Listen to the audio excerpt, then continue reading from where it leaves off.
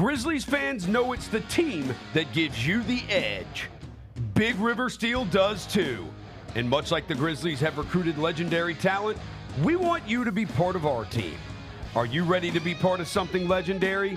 Then visit www.bigriversteel.com. That's www.bigriversteel.com.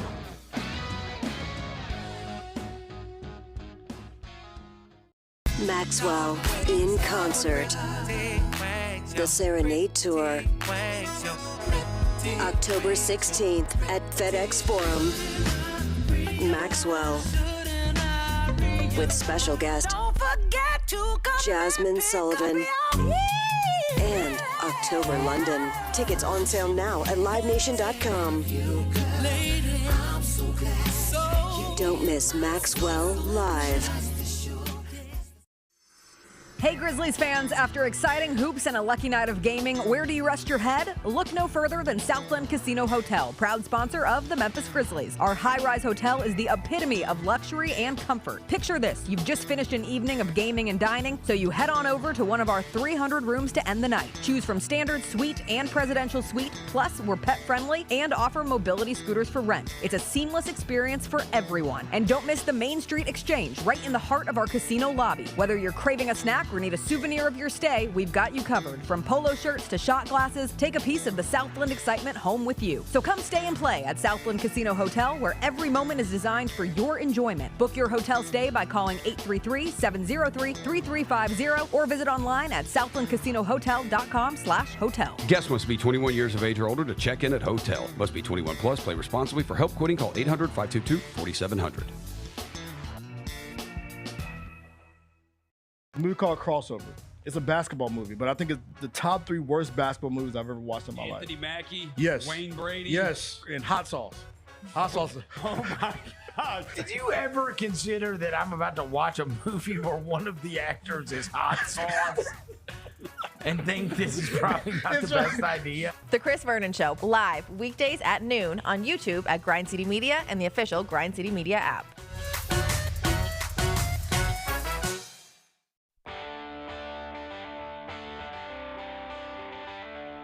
Live from the Built Ford Tough studio at FedEx Forum, it's the Gary Parrish Show, presented by Ortho South, on YouTube at Grind City Media and the official Grind City Media app. Now, here's your host, Gary Parrish.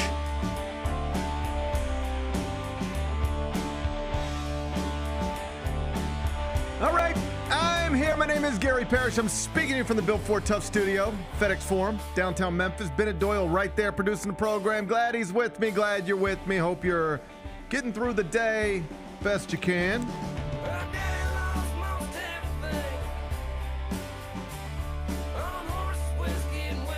And I hope to God you didn't think a limited roster would do anything negative to the Summer Grizz out in Las Vegas, because in their first game inside Thomas and Mack, they put them in Thomas and Mack, and they did the same thing they always do out in Las Vegas. They won another game, led by as many as 19, never lost that lead. 3-0 now, heading into the 4th and probably not final game out in Las Vegas. We'll talk Summer Grizz, what's going on with Zach Edey, you know, all the stuff we've been doing for about a week now. Do it in a second. First, though, quickly, let me set today's schedule for you. The next segment, about 20 minutes, I'm going to be joined by Rob Fischer. He's at SEC Media Days. You know Rob Fischer. He's a star. He's a sideline. Grizzlies games. You see him on Valley Sports Southeast. He's down at SEC Media Day right now. Rob Fischer going to join me live from SEC Media Day. We're going to do that in the next segment. Finish talking to Fish, take a break, come back, do 5 more things you need to know, at which point we're going to discuss 5 previously undiscussed stories. Among them, Team USA improved to 3-0 in advance of the Paris Olympics yesterday, beat Serbia 105-79. We'll spend some time on that. We'll do it in about 40 minutes. Caitlin Clark, you heard of her? Yes. Set another WNBA record last night. I'll tell you what she did. We'll do that a little later on in the show. A woman in Ohio has made headlines complaining about, of all things, Kroger. Oh, she had a fit at Kroger. Oh, she decided this is where she's got to draw the line, and she drew it at Kroger. I'll tell you what she's upset about. We'll do that in the 3rd segment. Terrell Owens is now saying he actually tried to join Tom Brady's Tampa Bay Buccaneers back in 2021. Only problem, T.O. says, Tom Brady just ignored him. I'll give you the quote in just a bit. And the Open Championship is underway over there in Europe. The course looks like a tough one. Get you updated on the leaderboard during a segment we call 5 More Things You Need to Know. Then we'll eventually do GP's carryout and we'll call it a day. So that's the rundown. A lot to get to. But I did want to start with the NBA because Summer League continued last night out in Las Vegas. It was the undefeated Summer Grizz against the undefeated Summer Magic. It was a Summer League game so big that they had to move it to Thomas and Mack. Or not. There were a lot of good seats available. It looks like people are over Summer League out in Las Vegas. I think that it's I think that Summer League is one of those things that the first couple days it's a big deal, and then maybe the latter half. It is the opposite of a normal season or a normal thing. You would think this is the time. When typically things get better as they go. Not Summer League basketball. No, it gets people are worse. checking out. Yeah, it's like, man, how excited are you for the start of Summer League? And everybody's fired up. Yep. And then it's like, how excited are you for day 13 of Summer League? It's like, I've had enough of this, right? Yeah. So the crowds start to thin out a little bit. They probably went to a Chris Angel show, you know? Maybe. Probably went to or the Sphere. Or maybe just the let's see if I can do it. Sphere. Yeah. Maybe just went to the Sphere. Yeah. You know, I don't know. There's plenty of things to do out in Las Vegas. Either way, it doesn't matter where the game was played, and it doesn't matter how many people were there. And turns out it doesn't even matter who's in the Grizzlies uniforms or not. Outcome, always the same. No surprise. Another victory for the Summer Grizz. Final score this time, 104-98. A little closer than usual. A little closer. It was. Been winning games by 20. So, when you only win by 6, that's a little strange. Mm-hmm. Once again, Zach Edey did not play. Once again, it did not matter. Summer Grizz led by 9 points after the first quarter, by 17 points at the half. At one point, the lead was 19. They won it by 6. Never lost that lead. So they're now 3-0 out in Las Vegas, even though Zach Edey has not played out in Las Vegas. Last night, also without Cam Spencer, Jake LaRavia still won the game. Big Bet Bennett, have we reached the point? It looks like we have, but I'd like to hear your thoughts on it. Mm-hmm. Have we reached the point where it just doesn't matter which players are on the court as long as they are inside Summer Grizz uniforms? They're going to win the game. Is that what we're watching right now? I think so. It looks like that. Desmond Bain famously talked about Grizz culture. I think you're just seeing Grizz culture on display, buddy. It doesn't matter. No. The Grizzlies look good in their first game of the summer, and a lot of people attribute that to Zach Edey. And we say, okay, fine. But how about we just take him out of this thing then? Keep winning games. It's like, yeah, okay, sure, they're still winning, but that's a Jake LaRavia thing. Fine, how about we just get him out of it? Okay, but you got Cam Spencer, and that's not fair. Mm-hmm. Not every summer team has a national champion, has a guy who just won a national championship, has a guy who takes that kind of mindset and approach to everything. That's not fair. Okay, we'll take him out of the thing. Mm-hmm. Now what? Still winning. This time, Scotty Pippen Jr., great again. Took 15 shots last night, made 9 of them, 25 points, 9 assists, 4 rebounds. He continues to very much look like a capable and competent backup point guard. He's been excellent pressuring the ball. Like Taylor Jenkins last night, when asked about what he's watching, because he was a part of the broadcast, immediately starts talking glowingly about Scotty Pippen Jr. He's helped himself this summer. That's no question. No doubt. He even said in his post-game walk-off interview, which I really appreciated. His exact quote was, "I want to show that I'm a backup for the Grizzlies," mm-hmm. which I thought was most guys say, it's. I want to be in the NBA. I want to help this team any way that I can, blah, blah, blah. I thought it was just interesting that he said, I want to be a backup for the Grizzlies. Right. He knows what is needed of him. And I feel really, really good about that back. I think coming into this offseason, what are the biggest things? It's rebounding, it's backup point guard, mm-hmm. right? And three-point shooting, too. Mm-hmm. Well, they addressed the rebounding, the three-point shooting in the draft. We think they're going to re-sign Luke Kennard, bring in better three-point shooting. They're going to be a good three-point shooting team probably next season. And backup point guard. And, man, after watching him this summer, he looks like an NBA player. He's pretty dominant for Summer League, which, again, it's Summer League. We always preface everything by saying it's Summer League, but he looks like an NBA player, and I feel pretty good about him being able to play backup point guard when needed for this team. And it's not just that he looks the part to you or to me. He looks the part to Taylor Jenkins. Yeah. He looks the part to Gigi Jackson. He looks the part to, the people he's trying to be around every single day. Obviously, if he is as legitimate as he appears to be, and he is genuinely going to be a backup point guard option in the 2024-25 season, you're going to have to figure out a way to adjust. You're going to have to do something with him contractually. But that's not a decision you got to make today. It's not a good decision you got to make tomorrow. Right. You can push it down the road. But all the stuff we're seeing out in Las Vegas has been encouraging from him. Interesting quote from Gigi Jackson. He was asked about the Grizzlies being one of the better defensive teams out in Las Vegas, and was asked for an explanation, to what do you attribute that to?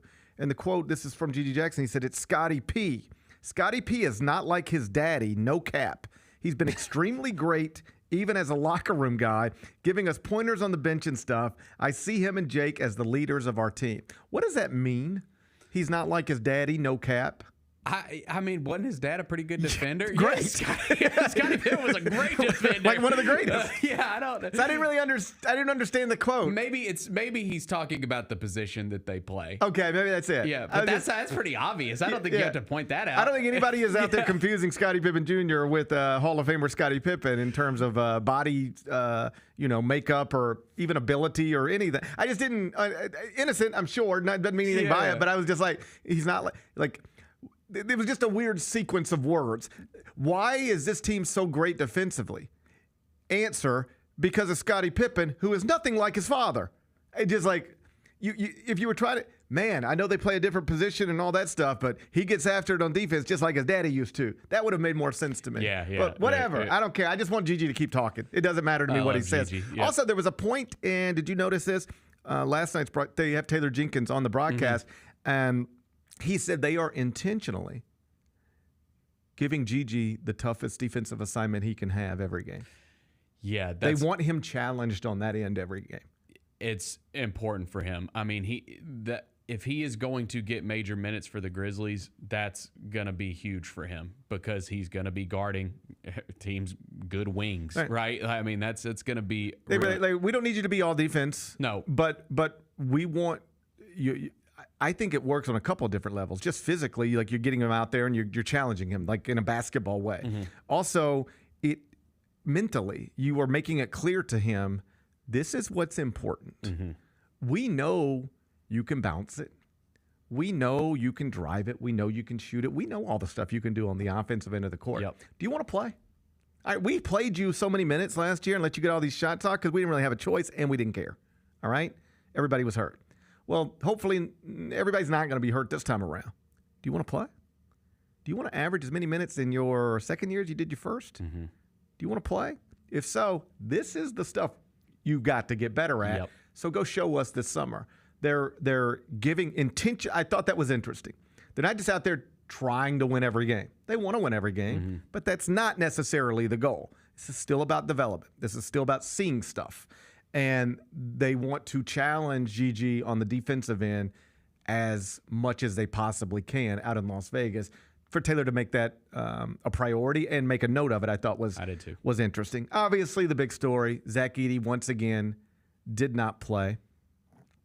Fans, I gather, on social media, frustrated by it. The official stance of the franchise is that he's not shut down. They've consistently said we do plan for him and expect him to play in Las Vegas. And so now it's over. He either plays tonight or they've been wrong. There's no getting around that. No, I think that's true. He either plays tonight or they've been wrong the whole time. Yeah, it's so with it being a back-to-back, I think you would assume he wasn't going to play last night or tonight. I am hoping that is the explanation. Yeah. That they say, well, we were going to bring him back. We always thought we were going to bring him back. Yep. And we're in a back-to-back situation. And we just give him an extra day to rest yesterday, and he'll be ready to go tonight. I hope that's the explanation. But if that is the explanation, nobody's got to listen to me. But if you want some advice, just say that. Yeah, like I I don't think JB said that her quote was that she doesn't need to see Zach Edey the rest of Summer League, but you want to see Zach Edey the rest of Summer League. I'm the same. Like, I don't need to see Zach Edey play. I feel good about where we're at with Zach Edey right now. But if you're gonna say that it's just the injury stuff has consistently been an issue with fans and the transparency. Well, because the fan base is on edge about injuries in general because of last season, right? Yeah. And then also the fans often nobody's intentionally doing anything, I don't think. But this is true. We're told for an entire offseason Steven Adams is fine, and then he's not. And fans are like, "Come on! What is going? Why do we never know what's going on? That fans are consistently frustrated by that, and frankly, I understand it. And so I promise you, hand to heart, if Zach Edey does not play tonight, I will come back here tomorrow and I'll say this is goofy. This is goofy. I don't need you to announce he shut down or whatever, but if you consistently say he's not shut down, we expect him to play in Summer League, and this is the last guaranteed Summer League game they have tonight. I know they will probably play another, but this is the last one they're guaranteed to play. If he doesn't play tonight, I'll say that was goofy. The way they handled the whole thing was goofy. I'll say that tomorrow, I promise. Yeah, I think I agree with that. Right. I mean, I think nobody would be. I don't think the fan base would be up in arms if you were just like, "Hey, the ankle roll back in Utah was tough on him, and we just want to be extra careful." I want to be very clear, because sometimes anytime you have a nuanced opinion, it gets all twisted up. Yeah. All right. I don't care if he plays or not. It's not up to me. I agree. It's not up to me. And if he's not 100% and the decision makers decide we just don't think it's smart to play him, I'm totally fine with that. But that would run counter to what they've been saying all along. That's all. It would run counter. If he doesn't play tonight, it runs counter to what they've been saying all along. And if they always thought there was a chance that he might not play, then say that. I would just appreciate, and I think fans would co-sign this, more transparency with it. Instead of just saying, we expect Zach Edey to play at some point, just say, be more transparent about what's happening. All right, it's the ankle. And tell us what he's doing during the day. Tell us, verbalize it. If this were opening night of the season, he would be on the court, but it's not. It's Summer League game, so he's not on the court. I think fans really desire a little more transparency with it. Because again, everybody has PTSD about last season. That's right. I think this fan base more than any in the league, probably. Right. Yeah. Yes, and I want to be very clear. I don't think there's anything seriously wrong. I think it is just a minor, very minor thing. It's nothing. Yeah, he played after the ankle injury. It's nothing. I don't believe it's anything. But if he does not play tonight, I think it's totally fair for fans to go, what are we doing? Why have you been telling us the whole time that you expected him to play, and then in your last guaranteed game in Las Vegas, he still has not played? What is going on? I think that's a totally fair reaction to have if he doesn't play tonight. But I'm assuming he will play tonight. I'm assuming he will play tonight. I think I am too. Right. Yeah. Right. Otherwise, if he doesn't play tonight, how about this? I already know what we're talking about tomorrow. He either plays tonight for the first time since the first game in Salt Lake City, and we're talking about how that went, or he doesn't play tonight, and I will nod along with the fans who are saying, this is goofy. You've been telling us the whole time he's going to play in Las Vegas, and then he just didn't. Explain to us why. Tell us what's going on. Verbalize it. And if fans are, so I get it. But I don't even think, what are we going to be talking about tomorrow? You know what I think in the Open? Zach Edey's second Summer League game. I hope so. First one in Las Vegas. I just want to see him. That's what I believe. We'll be talking about Zach Edey's second game as a member of the Grizzlies, his first in Las Vegas. If not, I understand the frustration. Rob Fischer's up next. Some people are already saying these are sneaker of the year. This is the Nina Chanel Abney 3, her second collab with Jordan. So the tag has the regular Air Jordan, and then when you flip it, it's the Jordan logo that Sherman was talking about. Oh, and that's okay. what her art is very contemporary and the straight lines and that's so cool. The Sneak Fest Show live Tuesdays at 2 p.m. on YouTube at Grind City Media and the official Grind City Media app. Let's face it, there's a lot of trash talk in basketball, but the great teams let their performance do the talking. Like Ford F-150 with Pro Power on board, a class-exclusive industry-first feature that turns your truck into a mobile generator and leaves the competition speechless. Ford F-150, official truck of the Grizzlies. Greatness starts here at your Mid-South Ford dealer. Class is full-size pickups under 8,500 pounds, GBWR. Sonic Radio. Welcome back to Sonic RNDIO. That spells radio with me, the CIO. This just in, the new Sonic $1.99 menu lets you build a crave-worthy meal for just $1.99 an item, whether that's a creamy shake, crispy tots, or a quarter-pound double cheeseburger. This just out. Ostriches. They're mean, not very cute, and in my opinion, way too big for a bird. Don't miss the Sonic Fun 99 menu. 5 items, always $1.99. Live free, eat Sonic. Tax not included. See menu for details. A movie called Crossover. It's a basketball movie, but I think it's the top 3 worst basketball movies I've ever watched in my life. Anthony Mackie, Yes. Wayne Brady. Yes, and Hot Sauce. Hot Sauce. Oh my God. Did you ever consider that I'm about to watch a movie where one of the actors is hot sauce and think this is probably not the best idea? The Chris Vernon Show, live weekdays at noon on YouTube at Grind City Media and the official Grind City Media app.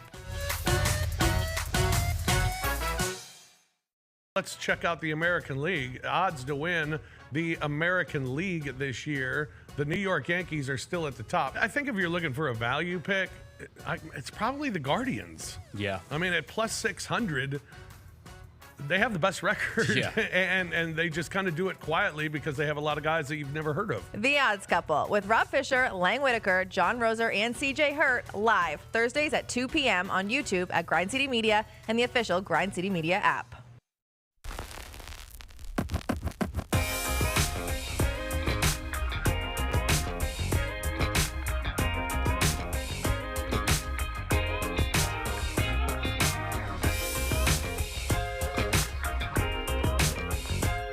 Welcome back. Gary Parrish Show presented by Ortho South. I'm inside the Bill Ford Tough Studio downtown Memphis. Rob Fischer is joining me from Dallas, Texas, where SEC Media Days continues to unfold. Rob Fischer, how's Dallas, Texas treating you this time of the year? It's going okay, Gary, but I had the low lights of possibly my career last night. I was in the elevator with a young woman who is a student at Mississippi State and is here. She's in broadcasting and is here to cover SEC Media Days. She's from Memphis, and she said, "I grew up watching you." Oh, buddy, I've now reached the age where I get that. I got an email within the past week from a young man, and he travels for work now, and it was just really sweet. And he was like, I now listen to your show every day, and it makes me feel like I'm home. But there's a part of the note where he said, I just remember, growing up, my dad would pick me up, and I'd be in the back seat, and I would listen to you, and I didn't really know much about you then, but I've learned. And so it's the sweetest thing in the world, but it does make you realize, oh wow, I've been doing this a little while now. Yeah, I've moved into that stage of my career where they're now young people who grew up watching me. But it was flattering. It was nice. So I wished her the best. And then the elevator closed and I cussed her. Right. No, the other one that is because I know what I look like. I'm very aware that I'm old and bald and all that stuff. I got it, okay? But I do not see myself as an old man. I just don't. When I walk around, I don't feel like I'm walking around as an old person. I know other people see me that way. But here's the thing. So like my little guy's in baseball, and so all the parents are always together, and some of the younger parents, because there's like 25-year-old parents, with 7-year-old kid, and the younger parents, they'll be like, Mr. Gary, we're going to the concession stand. Do you need something? It's a lot of Mr. Gary instead of GP, because they look at me as their father as opposed to their friend. It's all weird. We're getting old, Rob. We're getting old, man. Yeah, that's the whole part. That's the theme of that story. Yes. We're getting old. Absolutely. Hey, but the alternative to getting old is not great. So you know what? I'm glad to be sitting here talking to you as an old man. Absolutely. Hey, we'll take that every day, won't we? Absolutely. Talking to Rob Fischer. He's at SEC Media Days. So is Nick Saban, but not as the Alabama coach, just as a member of the media. What's that been like, watching Nick Saban just sort of walk around, now a retired GOAT? Yeah, it's been interesting because it's almost like he's now part of the media, so he's still here and he's working.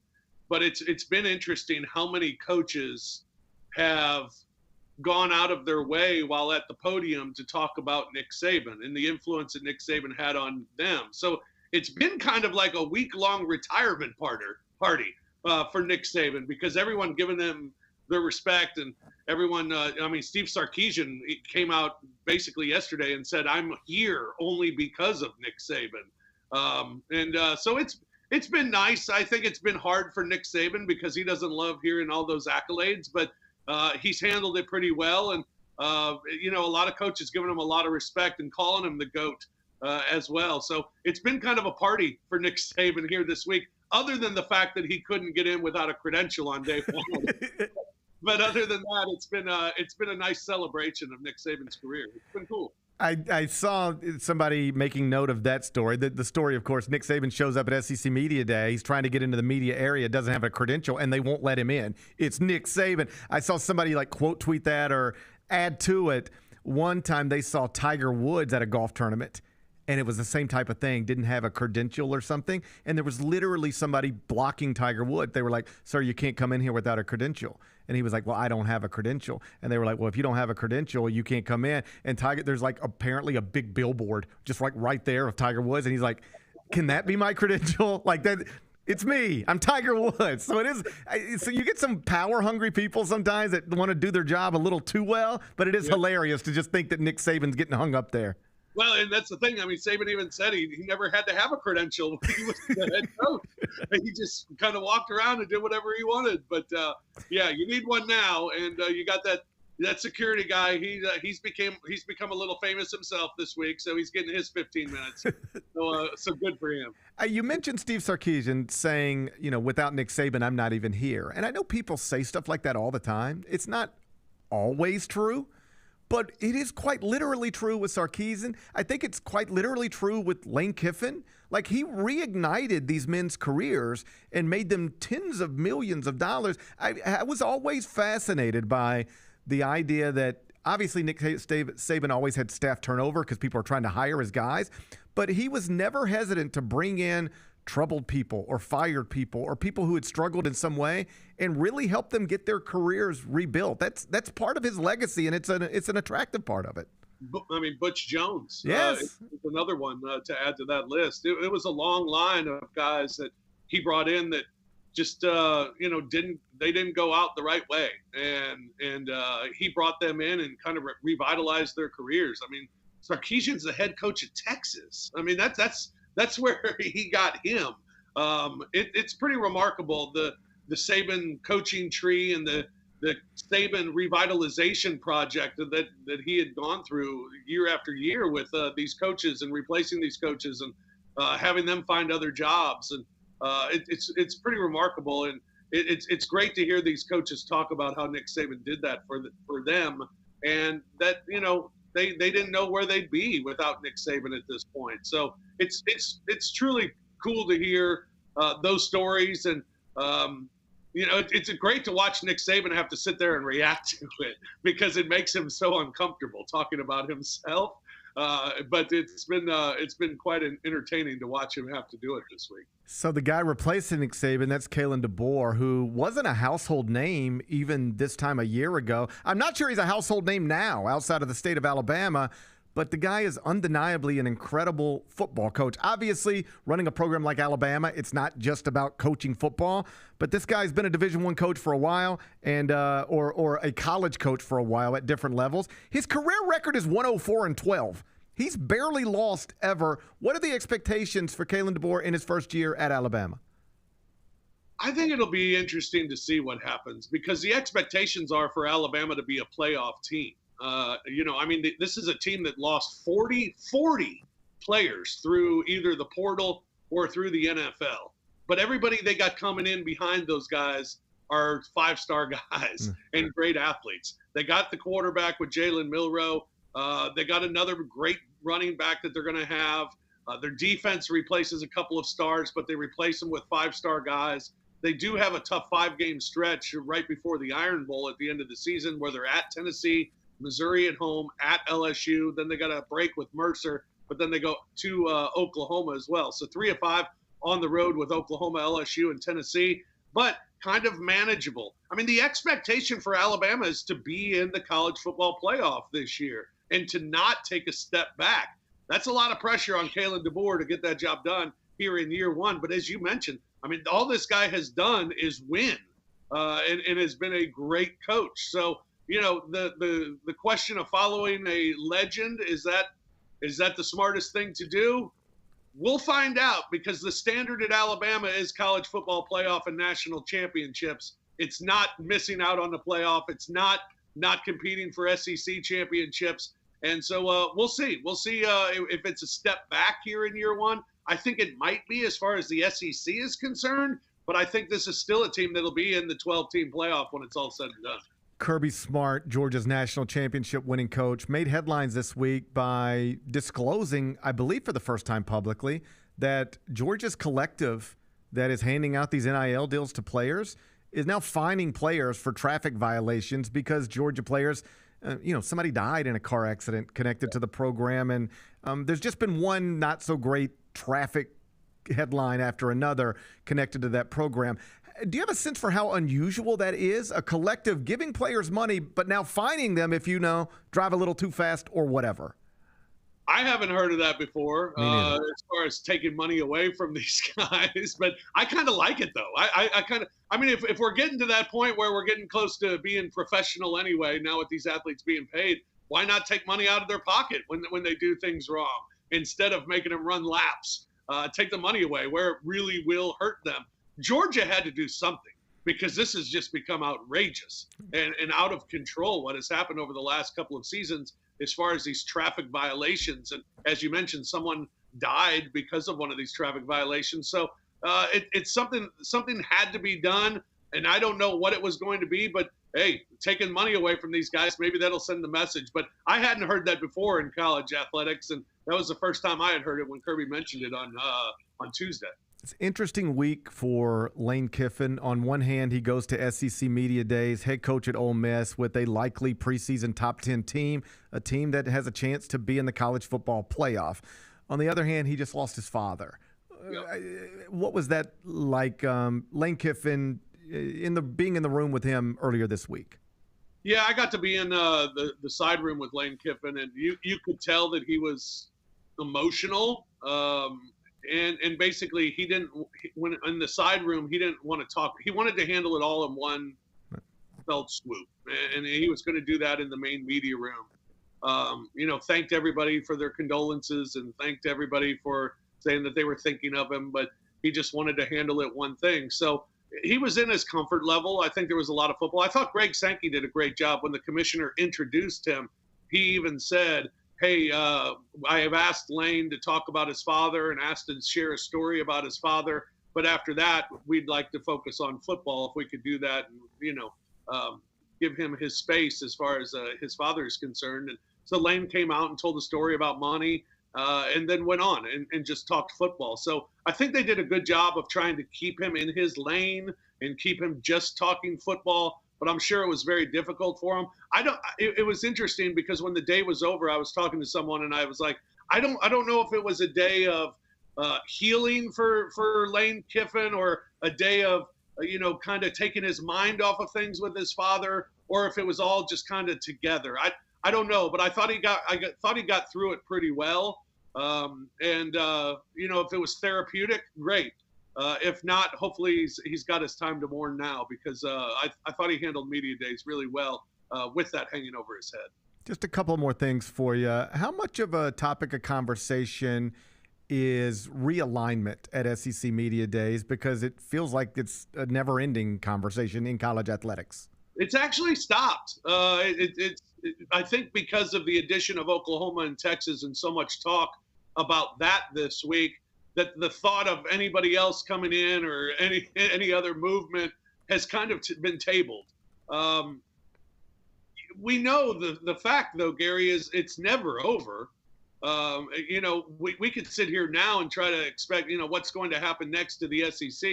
I don't know if any of us would have a good guess, because who knows what the heck's going to happen. But you have to assume at some point something will happen with the rest of college football. So I don't think it's a forgotten subject, but it has been forgotten for the most part this week. There hasn't really been any talk about college football expansion. Interesting. Texas is now in the SEC. That's where Arch Manning goes to school. Barring an injury or surprise, he is probably about to sit on the bench for the second straight year. I guess in a time where the transfer portal loads up after every season and people are looking for playing opportunities, here is the most celebrated or one of the most celebrated high school quarterback prospects with an incredible last name that carries weight throughout the sport, who seems comfortable being a backup, for multiple years now. Is that surprising to you that he's in this situation? Yeah, because we've seen it like at a school like Georgia. We've seen it when they've had multiple quarterbacks, and quarterbacks have just transferred out after freshman year or after sophomore year, or even before they're freshmen, getting out of there because there was another quarterback that was in that spot. So it is surprising, but I guess in a school like Texas, where you're looking at one of the premier programs in all of America, to be able to sit for those 2 years, I guess there's no rush. I think he's in a different situation than most of us, where he can sit a couple of years and not worry about it. And I'm sure the NIL money is just fine. And I'm sure the NFL will wait for him. So this is 2 years without getting hit. So maybe it's in his best interest. And to be under a system for that long, when he steps in as a starting quarterback, he'll be very comfortable in that role. So I think his situation's just different than a lot of other guys. But it is a little surprising that you see a quarterback of that stature just sit for 2 years before he's going to play a game. It's different. We don't see it as much anymore, but I think his situation's just different than everybody else. Last thing before I let you go, appreciate you talking to me from SEC Media Days, but also you're a prominent figure connected to that Grizzlies franchise. You travel with this team. You're on the sideline for every game. What have you made of what you've seen from them so far in Summer League? I think it's been great. I think what you want to see in Summer League are guys that don't belong in Summer League. And I think we've seen that with the Grizzlies. Zach Edey, in just one game, I think showed he doesn't really belong in Summer League. Gigi Jackson has shown that. Scotty Pippen Jr. has shown that. Trey Jemison has shown that.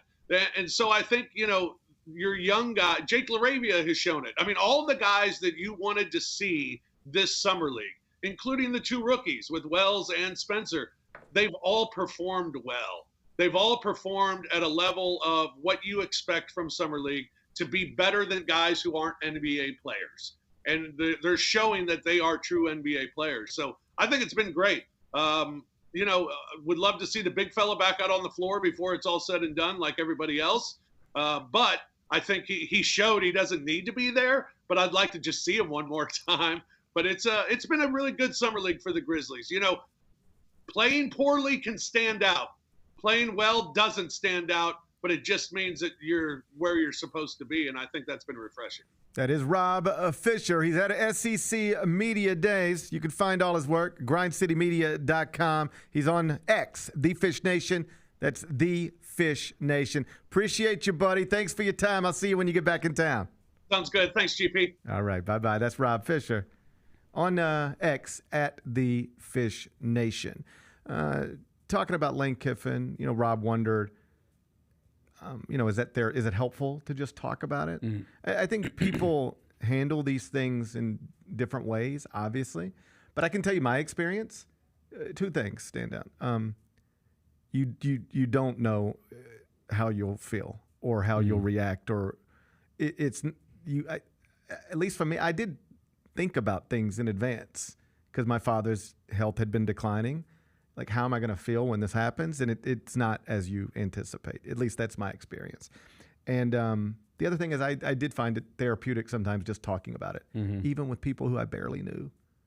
I remember one time, not long after it happened, I was walking out of the grocery store and somebody stopped me and was just like, hey, I knew your dad and just wanted to offer condolences. And I look up and then I just start talking and I look up and I've been talking like for 10 minutes. Yeah. And I was like, I should probably just shut up. This person was probably just trying to be kind. Mm-hmm. They didn't want to stand here outside of a grocery store and talk to me for 10 minutes, but I just couldn't stop talking, right? And I just did find it helpful to I didn't need to talk about it, but anytime it came up, I found it I don't know if therapeutic's the right term, but I found it helpful. So I would assume it was helpful for Lane on some level, or perhaps he just needed the day to be a distraction from, real life sorrow and sadness and whatever. But it's a complicated deal because on one hand, his life's going really, really well. He's got a preseason top 10 team and beautiful children and all that. But, losing somebody who was so prominent in your life, it's a weird push and pull type of thing. So I was interested in his comments from SEC Media Day. And just like Rob said, he seemed to handle it pretty well. We come back, we'll turn our attention to some more basketball stuff. Team USA improved to 3-0 in advance of the Paris Olympics yesterday. Nikola Jokic on the other side beat Serbia pretty bad. Serbia, some people think, is going to be the biggest among the challengers, at least.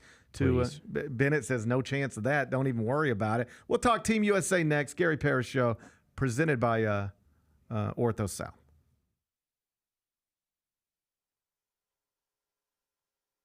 They needed size. They needed shooting. What were your initial thoughts on how this class turned out for the Grizzlies? Analytically looking at it, you had to have a big man, and they got the best big man that was left on the board. Hey, Grizzlies fans, be sure to tune in to Grizzbeat, where the panel and I break down all things Grizzlies and take a look at the rest of the NBA as well. The show is live every Wednesday, 2 p.m. on YouTube at Grind City Media and the official Grind City Media app.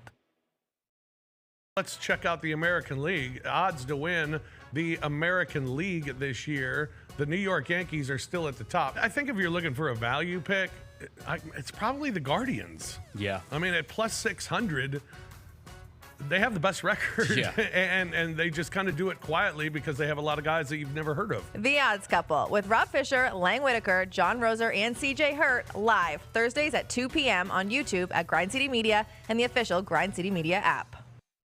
A movie called Crossover. It's a basketball movie, but I think it's the top 3 worst basketball movies I've ever watched in my life. Anthony Mackie, Yes. Wayne Brady. Yes, and hot sauce. Hot sauce. Oh my God. Did you ever consider that I'm about to watch a movie where one of the actors is hot sauce and think this is probably not the best idea? The Chris Vernon Show live weekdays at noon on YouTube at Grind City Media and the official Grind City Media app.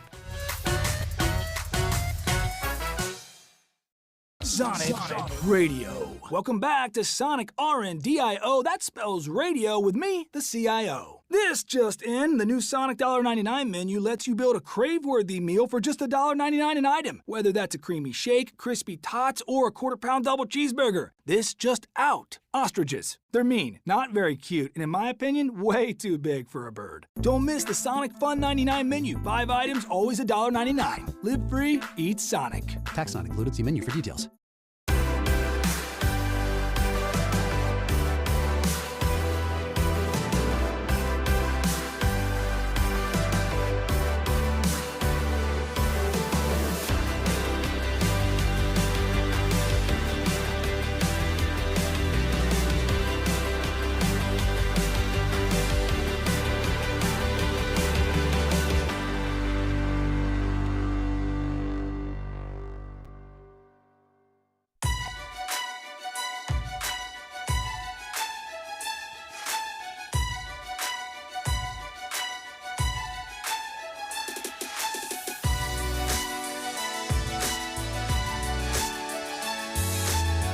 Orthopedic injuries can be unpredictable, unforeseen, and unscheduled, and Ortho South understands this better than anyone. Since your injuries don't make appointments, you don't need to either.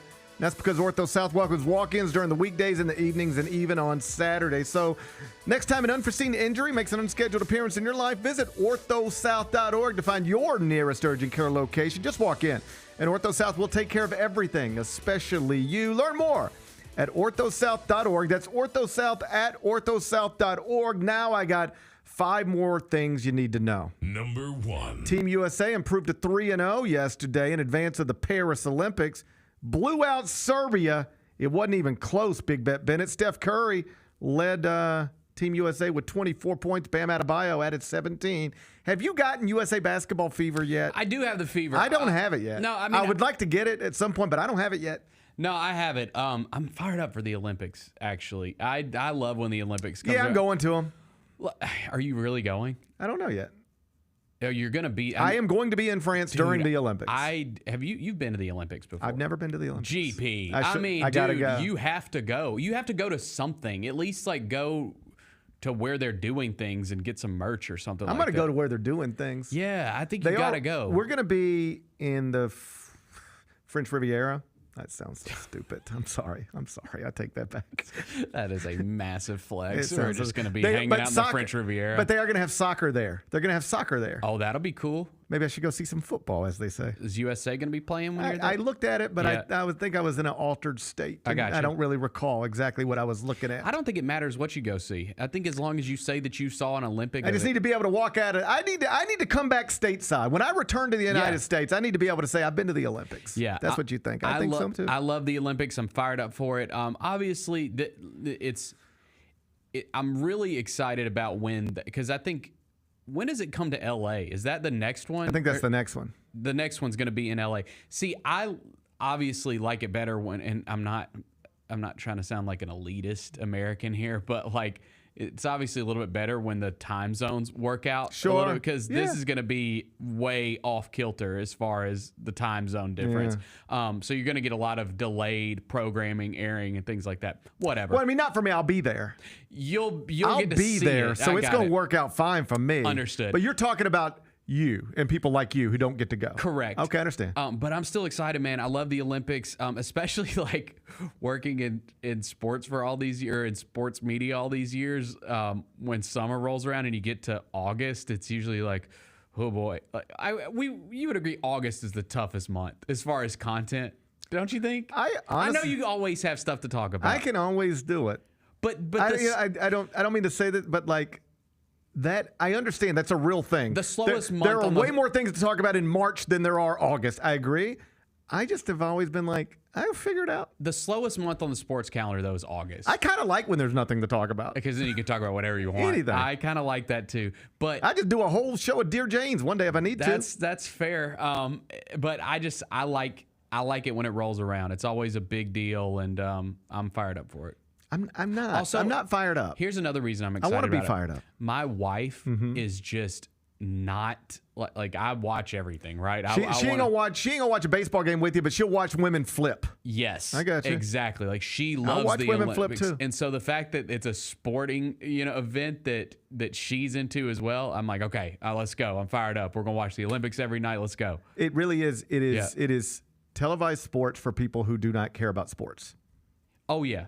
It does bigger numbers than anything, right? Yeah, because they use the Today Show to build everything. Yeah. And it's like you wake up and you're like, they tell you stories. They build these people into characters. It's like almost like they're like character development. They'll tell you a story about them. Yeah. And then suddenly you care about these people. About how this is going to. It's the same premise behind when HBO and Showtime started doing these boxing documentaries leading into the fights. It'd be like Floyd Mayweather, Canelo Alvarez, and there's going to be a 4-part documentary series leading into the fight. The idea behind that was, how do we make people who don't care about this care? We got to teach them about these people, show them their lives. Same thing. You want the F1 stuff on Netflix, the golf stuff on Netflix. F1's bigger than it's ever been, and it's because they create a show around these people. They teach you about these people, and then when they say, well, okay, now watch them. Yeah.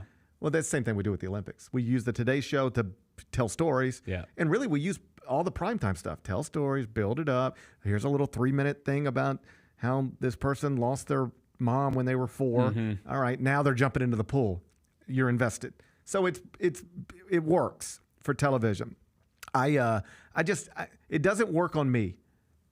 It doesn't work on me as like you and your wife will be sitting on the couch watching the Olympics, and I'll be watching the Mets Marlins. That's too far. That's me. I don't understand that. I think I'm a weirdo. That's weirdo behavior. Hey, I got a question for you. Yeah. Can I ask you a question? Yeah. And I know it's a stupid question, but I don't feel like it's so stupid. I know it's stupid. Okay. There's a big push to get Caitlin Clark on this Olympic team, right? Yes. And the argument against it was, yeah, but we're supposed to be taking the people who most deserve it. And respectfully, she doesn't most deserve it right now. That was the argument, right? And the counter argument of that was, okay, sure. But like, aren't you trying to get as many eyeballs on this as you want, as you could possibly? Well, then Caitlin Clark's the way to do that. Here's my idea. Why isn't Livy Dunn on our gymnastics team? I mean, I know the answer because she's not good enough. Yeah, she's not good enough. But like, if we're going for eyeballs, I'm going for gold. I'm going for Livy. I just want to watch Livy Dunn. I mean, I do too, but you can watch, the SEC gymnastics competition. I don't know what channel that's on. Yeah, I don't either. So I don't think I'm going to be watching. I just don't think enough people are pushing for Livy Dunn to get in the Olympics. That's fair. I'm pushing for gold, man. I think somebody out there needs to take up this cause. I don't feel like it should be me. I don't feel like it should be me, but That's not a bad argument. I feel like somebody should take up the cause. Let's get Livy Dunn to the Paris Olympics. Yeah. Like, okay, you put a lot of energy in the Caitlin Clark thing. Yep. Let's try for Livy Dunn. And if not Livy Dunn, then Katy Perry, I guess. No. She looks like she's trying to do some stuff. You've seen her new music video. She makes some awful songs. Yeah, it's just not great. It's not my favorite. Even that stupid Tiger song she had that one time that got real big. I couldn't stand that song either. I just didn't even understand how that became a big song. Bad song. It's a bad song. It's like, first off, we've already done Eye of the Tiger. Of course. So why do you... A better version. A way better version. Yeah. What is going on with her?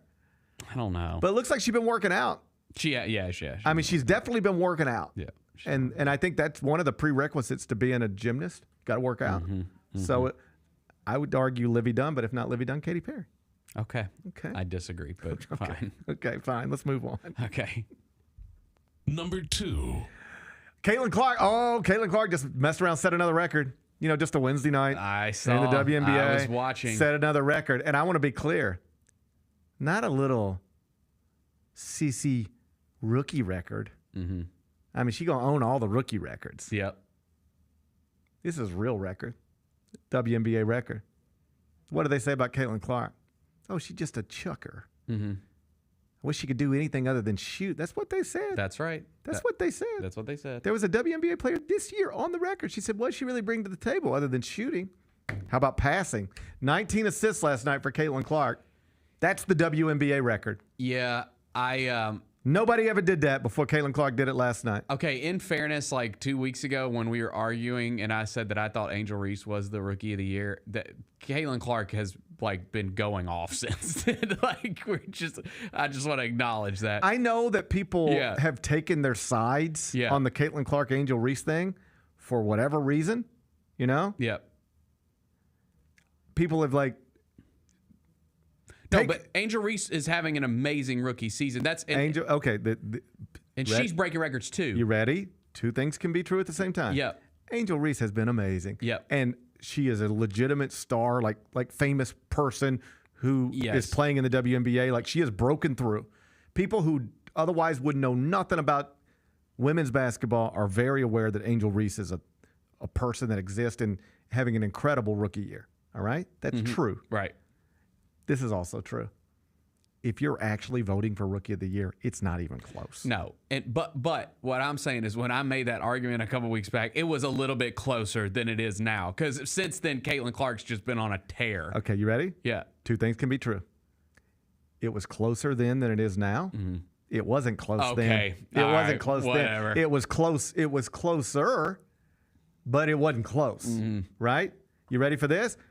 My phone, see this? Right now, it's closer to you. Yeah, but it ain't close. I got it. It's closer to you than it was a second ago, but it ain't close. Same thing. You ready to show proper respect to Caitlin Clark? I've always respected Caitlin Clark. Stop it. They lost. The Fever did lose. I should point that out. They did lose. Yep. But, buddy, she was passing it real well last night. Yep. 19 points. Good for her. Congratulations. Another WNBA record for Caitlin Clark. Number 3. Woman Ohio. She's gone viral. She's creating headlines. I was interested in this. Okay, so she went to Kroger. What's going on here? She went to Kroger the way we've all been to Kroger. I frequent it every week. I was at Kroger yesterday. Yeah, I go every week. I did it yesterday. I went to Kroger yesterday. So this woman, she's going up loading her basket, and she's got roughly $200 worth of stuff in her basket. Okay. Which is amazing. I don't know how you do that at Kroger. Oh, I can do that. Bro, I'm mad if I spend more than $200.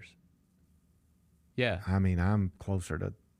Oh no, we get stupid. Yeah. See, I'm looking for them yellow tags. I'm constantly if I need something, I'm looking for the yellow tag version of that something. What does a yellow tag even mean? That's the discount. That's the discounted version. A lot of times it's Kroger brand. Okay. I'm not against that, by the way. Yeah. So except for on some things. Some things like if I chips. Like if my wife's like, we need Doritos or for whatever. Don't come home with like goofy ass Kroger Doritos. No. Yeah, that's outrageous. Can't do that is outrageous. You can't do that. That's outrageous. That's one I'm not gonna change my stance on. Yeah. Also, like if I'm at your house, I'm not even gonna say that way. I'm gonna say that a different way. All right. Because I will inevitably end up at somebody's house and this will happen. So I'm not even going to say this. Right. I'm just going to say this. I want a Diet Dr. Pepper. Mm-hmm. That does not mean I want Diet Big K. Those are different things. Don't try to tell me it's the same. It's not. It's not the same. It's not the same. Completely Don't agree. push it off on me. Yeah, different chemical the whole makeup. Thing. Yeah. Now here's where I am. All right. Give me Kroger milk. Oh, yeah. I'll take Kroger milk. Yes, that doesn't matter. I don't right. care. No. I don't need some name brand milk. Nope. You give me Kroger milk, I'm happy. Eggs, milk. Kroger eggs, Kroger milk. Give it to me. But I can't take cheese. Kroger cheese. Yep. I don't know. I like a little. No, I'm good. I'll do Kroger cheese. Yep. But I cannot do Kroger soda. No. It's outrageous. No. That's bananas. So she's at the Kroger like we all are. Mm-hmm. She only spends $200. I think that's great. So far, so good. So she gets to the registers, and there is literally not a single cashier. Not one. Not a human. Nobody. Mm-hmm. And she just said, this is outrageous. I'm not going to do this. And she just left the cart there filled with frozen pizzas and everything else. And she's like, you guys can put this up. I don't care. I shouldn't have to check out my own food and bag my own groceries. This is bananas. Now because you can't put one person here to do a job, you're going to have one person put all this food back up, or it's going to cost you $200. I'm out. Legitimate gripe, or she's a Karen.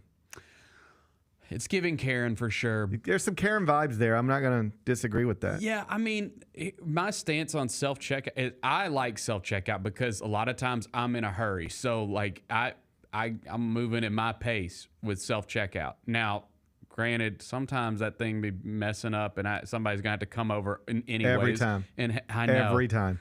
I know. Can we make it where nobody has to come over every time? Like that would solve everything. Scan some Trulies and see what happens to you.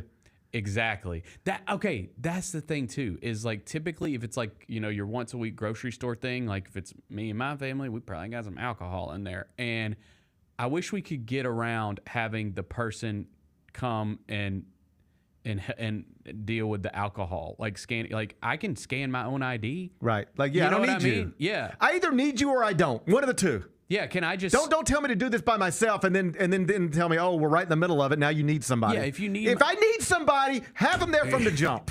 If you need my ID for me to get alcohol, cool. But like I can just enter it, or I can show you the picture. Like that's that's a big flaw. It's a big flaw in the process. Yeah, I don't like that. You set it up where I'm supposed to not need anybody, but then you need them. But then I need somebody. If I'm going to need somebody, have them here the whole time. Don't make me look. That's often what you end up doing. Yes. You're looking around for somebody. That's it's like, very hey, true. I'm ready to go home, but I'm waiting on you. Where are you? That's very I thought true. I didn't need you, and now I'm waiting on you. But universally, I like self-checkout. Man, if I'm just grabbing something at the store, then I got like 5 things, bro, self-checkout all the time. Like that's... Yeah, if I got 5 things, I'll do it. But if I got 50 things, yeah, I don't want to do that either. Now, here's where I agree with this lady. I'm not sure her age, but... Oh, I can guess. When you're dealing with older people... Yeah. You got to have somebody checking people out, because you cannot ask Meemaw to do self-checkout. You just can't. Like, we live in this world now where, like, everybody's got to have, like, my Meemaw, she never had the internet, ever. Right. Never had a computer, never had the internet for her whole life, right? And it got way difficult towards the end. Right. Yeah, she passed recently, but it got difficult towards the end. So I feel like a lot of older people just aren't going to be able to conform to our new society do it yourself. That was this woman's main gripe. Yeah. Okay. I understand having options between self-checkout and having a human cash register person, right? Mm-hmm. That's fine. I'll pick the register with the person. You've given me no choice. Mm-hmm. I should have a choice. If for your Mima, God rest her soul. Mm-hmm. I call her Mama. Mama. Yeah.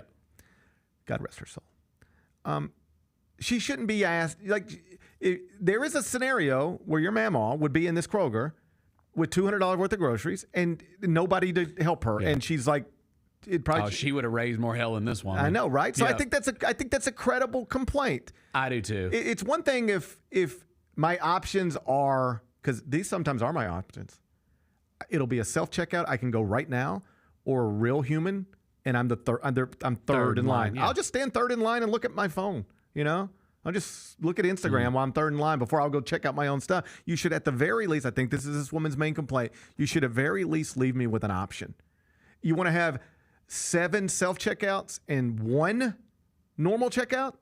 That's fine. At least I still have options. But you can't force me to the self-checkout and make me scan all this stuff and bag all my groceries. That's not the America I want to live in. Well, because also it's just big corporations being cheap. Like Walmart and Kroger if you don't have anybody at the registers, you're just trying to save money by not having your part-time employees checking people out. That's exactly right. Yeah. But and you can afford it. Except there's another side of it where they go, okay, you just cost yourself $200 in groceries by not having somebody on minimum wage checking out. You just cost yourself money. Yes. Like it is interesting the way that whole trying to get us to do things that they used to hire people to do. That's a real thing too. Yes. Like, do you know now in basically every hotel room you go to, at least every hotel room I go to, there is literally a card sitting on the desk with like a QR code. And they will say, if you want to take care of your housekeepers, you can leave cash or just scan this code and you can basically Venmo them. All right? That didn't used to be a thing. They also will tell you now, if you want your room serviced, you need to let us know that. Otherwise, we won't do it. These things used to just get done. Right. You leave it. You stay in a hotel. You wake up the next day. Somebody's knocking on your door asking if they can come clean it. Yeah. And it wasn't expected to leave a 20 at the end or a 50 at the end or 100 at the end. And yet now, in the world we live in, they are only going to clean your room if you request it. And they're pressuring you to leave money behind. Right. Is this the America you want to live in? No, it's not. I don't like this. I don't like it either. Yeah. Like I was at a hotel, I think it was in Stamford, Connecticut, a few weeks for the draft. And so I'm checking in and like, Mr. Parrish, blah, blah, blah. And they're like, are you going to want your room serviced? And I said, yes. And they said, okay, well then all you have to do is just call us, and then we'll send house cleaning up. And I said, I don't want to call you.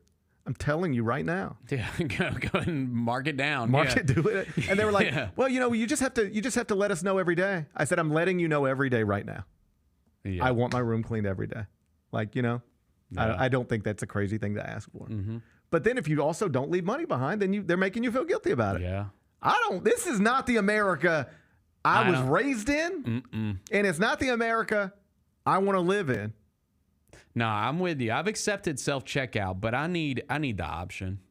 I think we need the option. How do you feel about this? Uh-oh. How do you feel about Aldi as a grocery store? I like Aldi. I don't go there as much. Me neither. But I've been to Aldi a few times. I F with Aldi. Yeah, Aldi's cool. It's cheap. Okay. Yeah. So I was reading a story about Aldi. Yeah. I've been reading a lot about grocery stores. Yeah. I have no idea why. This can't be a good use of my time. I switch it up, by the way. You go to. Sometimes I'll go high end. Sometimes I'll go to the fresh market. Buddy, you get a new contract or something? No. But I'm what are they paying you? You can go to fresh market. No, I just if my wife's like, hey, we need a few things to eat for the week because I can't cook this day or I might go to Fresh Market and get Bennett. a couple things. Hey, you deserve to splurge on yourself sometimes. Yeah, but I also go to Kroger every week. Like, you know, I switch it up, or Sprouts. I like to switch it up. I like to see my Sprouts? different options. You been to Sprouts? I mean, I've been everywhere, but I don't rock with Sprouts that much. You know, if I was ranking grocery stores, we ain't got a Sprouts option down where I live. We got a Sprouts. We got a Sprouts out by my house. I like Sprouts. I'm basically, a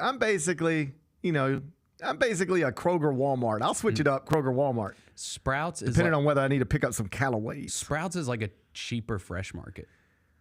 Okay. Yeah. Sprouts is cool. Underrated. Underrated, Bennett says. Okay. I don't really. So I was reading a story about, because all I do now is read about grocery stores. Mm-hmm. Yeah. Okay. They said at Aldi, people were complaining because you have to, apparently you can't just get a grocery cart there. You have to pay, you have to put a quarter in the machine. Mm-hmm. And then you bring it back, they give you quarterback or something like that, right? Yep. So people are like, why do I have to do all this? You know what the explanation is? It's cheap. It's cheap because it's going to make you bring the cart back, and it means that we don't have to hire people to actually go get the carts. Right. It ultimately doesn't cost you anything. You put a quarter in, you get a quarter back, and then we can pass on the savings to you. How you feel about that? I like it. I don't mind that. I like their business model. Yeah, I like that business model more. I like that. You know, you pass it on the savings to me. You tell me I can get a Lou Malnati's deep dish frozen. They have those? Sometimes. Who? Kroger? Aldi. Aldi has Lou Malnati's deep dish. Or Giordano's, or one of them. You got to be in there at the right time. But every once in a while, because I love deep dish pizza. I know people hate me for this. I prefer Chicago deep dish to New York pizza. Whoa. I do. Whoa. I do. Whoa. Robbie's in the ear saying he agrees. I'm telling you the truth. Y'all are crazy. I told you, Ben, I'd never come on here and lie to you. No, man. I barely want to see the crust. I mean, I want it to be like a sheet of paper. No, baby. I love that deep dish. And if you ever like sitting around the house and you're like, man, I would love to just get, the same way people will have Rendezvous delivered to Chicago, you can have like Lou Malnati's or Giordano's delivered to, Memphis. Now, in fairness, I never had a good deep dish. Oh, boy. Well, I've never been to Chicago. Bennett, you don't get to go. I don't get to go anywhere. Go anywhere. So I've been hanging on to Peru my whole life. I used to wonder why you talk about Peru so much, and now I know it's the only place you've ever been. You've never been anywhere other than Peru. If you ask Bennett where he's been, it's Peru and Hot Springs. No, I'm going to Hot Springs next weekend. I know you are. I'm going to Hot Springs next weekend. I love Hot Springs. I know, Bennett. If Bennett's ever on vacation, just go ahead and book it. He's either in Peru or Hot Springs. No, dude. No, okay, that's not true. That's not true. I've been to France too. I know. Prove it. I got pictures. I need to see. I got a picture of me in the Eiffel Tower. Yeah, well, there's all sorts of pictures out there circulating now. I can't tell what's real and what isn't anymore. I love the deep dish pizza. But if you want to try to order one, like, man, I would really like a Lou Malnati's. You go on, it'd be like $120 to get 3 of them sent to you, right? I got you. But then Aldi's will just have them for like $8.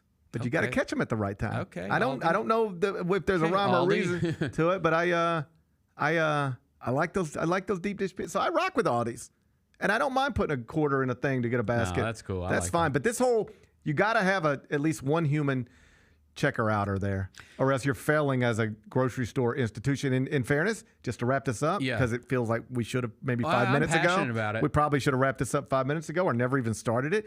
But Kroger apologized to the woman.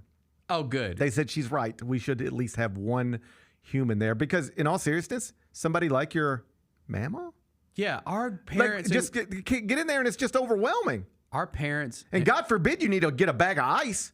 Exactly, because you got to open that thing. You got to get a bag of ice, but you can't scan your ice because it's up there in the thing. It's up there. So how do you even do that? You think you think your mama can figure that out? No chance. No, dude. Our parents and grandparents worked too hard to have to deal with this. I think so. That put somebody at the register for them. The greatest generation deserves to have somebody scan their groceries and bag them. Yes, it's not too much to ask. And hey, you know what my actual first job ever was?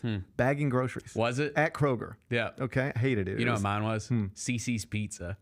I did know that.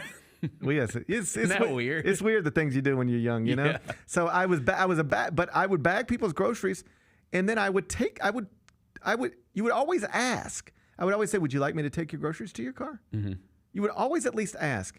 When is the last time somebody asked you that?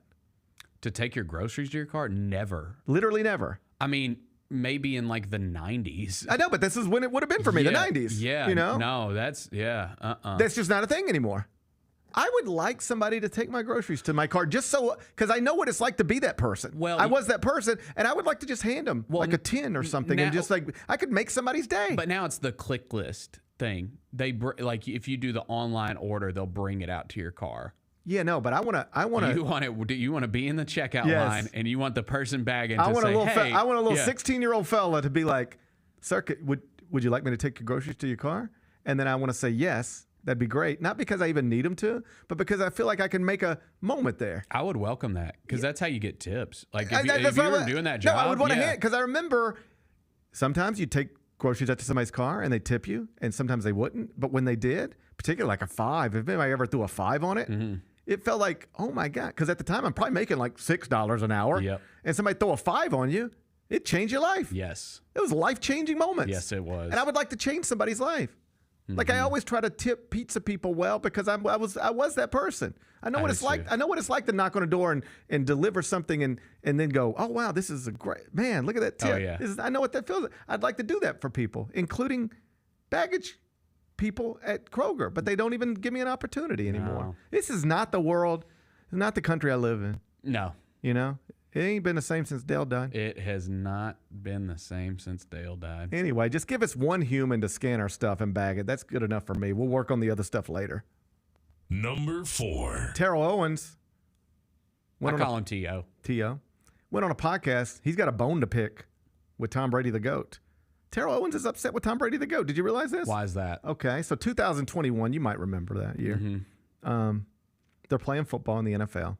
Tom Brady is now a Buccaneer. Yes. All right. Somebody got hurt. No, not hurt. Lost their mind. Antonio Brown went crazy. Remember that? Yeah, remember he took his jersey off and waved bye to the crowd. He quit in the middle of a game. I think we've forgotten how wild that was. Dude quit in the middle of a game. Like, that's not something that happens normally. And he has been on a tear ever since. He's something else. I don't know if you follow him on Twitter, but wow. That account is insane. I don't know if it's him posting all that stuff, but damn. No, the only time I see it, I can't follow. It's too much. I don't think I follow it. I think it shows up in the For You tab for me. Yeah. I see what you see. He's a wild fella. Yes, he is. Anyway, so he quits the Buccaneers in the middle of a game. Mm-hmm. Hilarious. God, that's so funny. Like in the middle of a game, just quit. Took his shirt off and quit. Mm-hmm. Like if somebody worked at Rum Boogie and you heard about him quitting in the middle of shift and taking their shirt off and walking out, you would think, well, that's bananas. Mm-hmm. This dude did it in the middle of a football game on TV. And everybody just thought he was joking or something. No, he's for real crazy. Yeah. He's for real cuckoo for Cocoa Puffs. Like, it probably ain't going to end well. Maybe not. I mean, given that it doesn't seem to ever be going well, I can't imagine it's going to end well.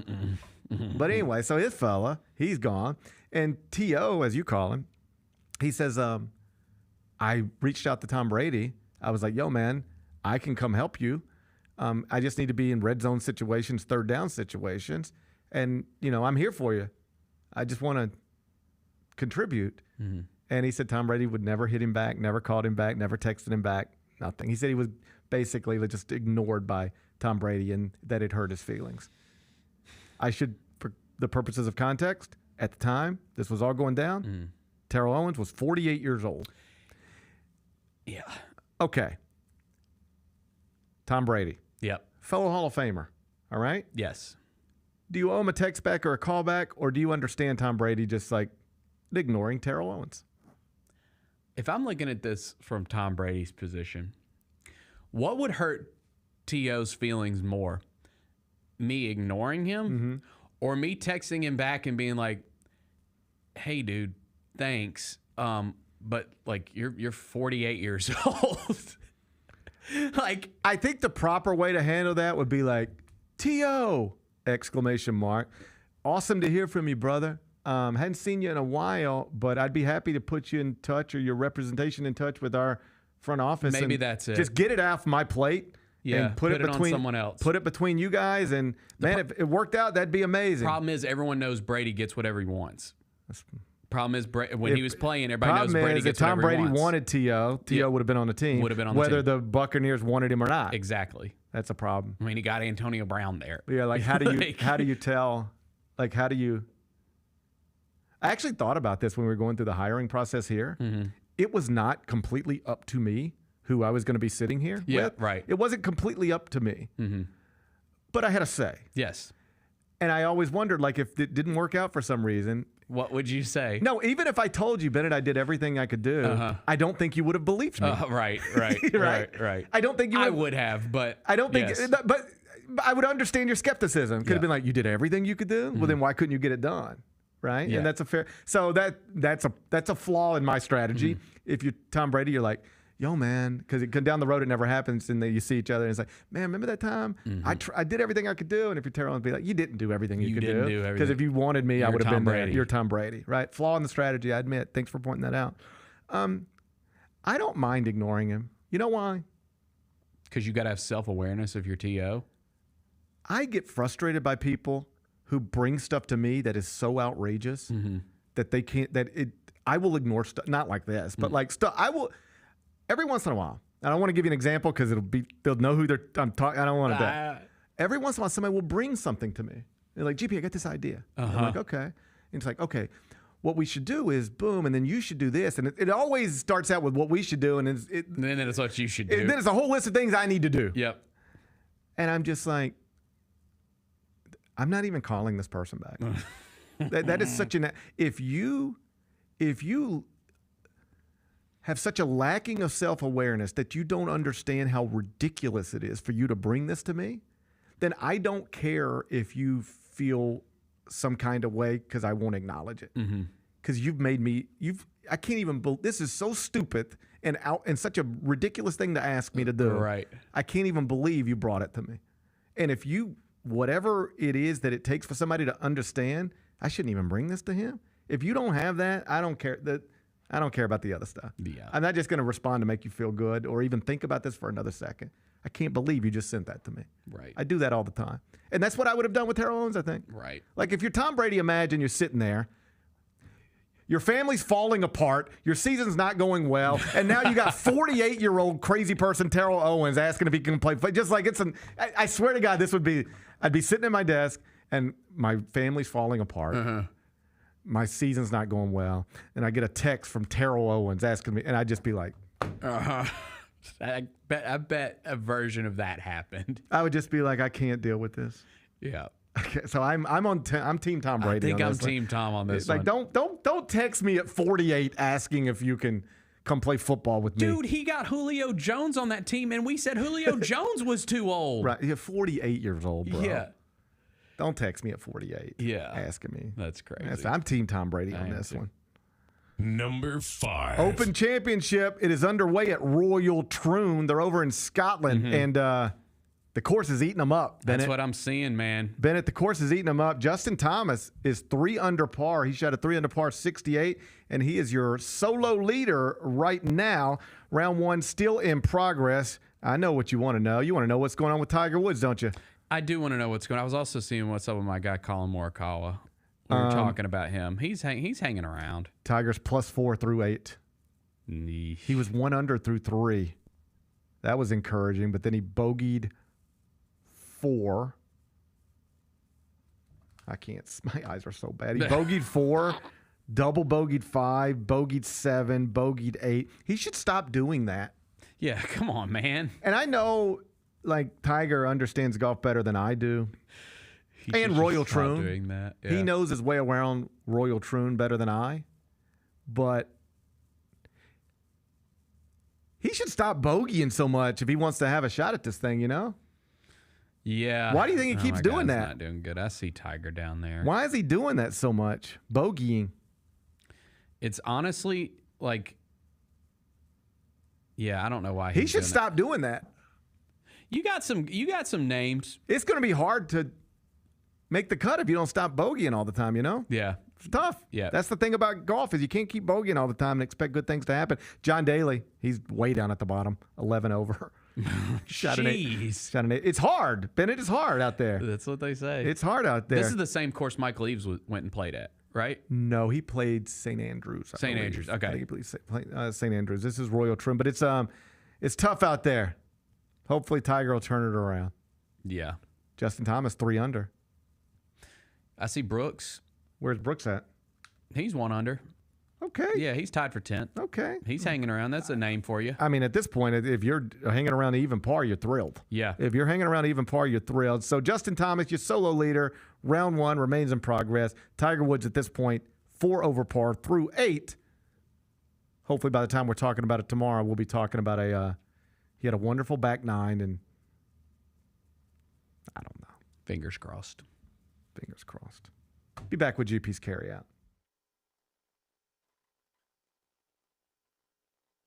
Some people are already saying these are sneaker of the year. This is the Nina Chanel Abney 3, her second collab with Jordan. So the tag has like the regular Air Jordan, and then when you flip it, it's like the Jordan logo that Sherman was talking about. Oh, and that's like okay. what like her art is like very like contemporary and like the straight lines and like that's so cool. The Sneak Fest Show live Tuesdays at 2 p.m. on YouTube at Grind City Media and the official Grind City Media app. Do you know what LARPing is? The official definition of it is the activity of participating in live action role-playing games. Just to be clear, adults do this. Yes. Yeah. Wow. Some adults sit and wait for ESPN's free agency show to start right on the dot of the beginning of the free agency season. Somehow that makes more sense to me. Tune in to the Jessica Benson Show with CJ Hurt live every weekday at 8 a.m. on YouTube at Grind City Media and the official Grind City Media app. Justin Timberlake. I'm bringing sexy back. The Forget Tomorrow World Tour. Live in Memphis. Justin Timberlake. FedEx Forum, Saturday, November 23rd. Get tickets now at livenation.com. The brand new single Selfish is available to stream and download now. If I get jealous, I can't help it. For more, hit up justintimberlake.com. When it's all on the line, you turn to the strong, the stable, the unwavering.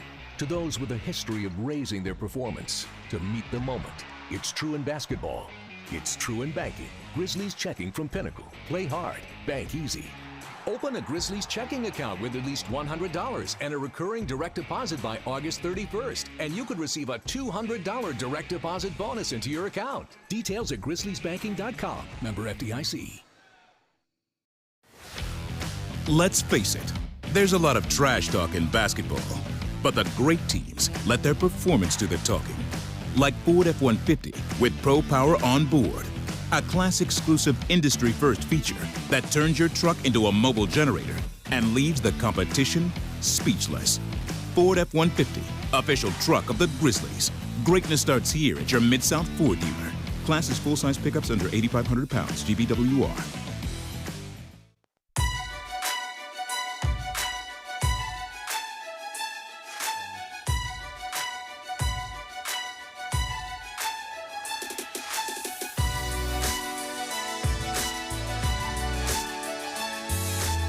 Welcome back, Gary Parrish Show, presented by Ortho South. Looking at the chat, Zach's in the chat. He says, even though they will not, and this is interesting, and it's right, because the same thing happens to me.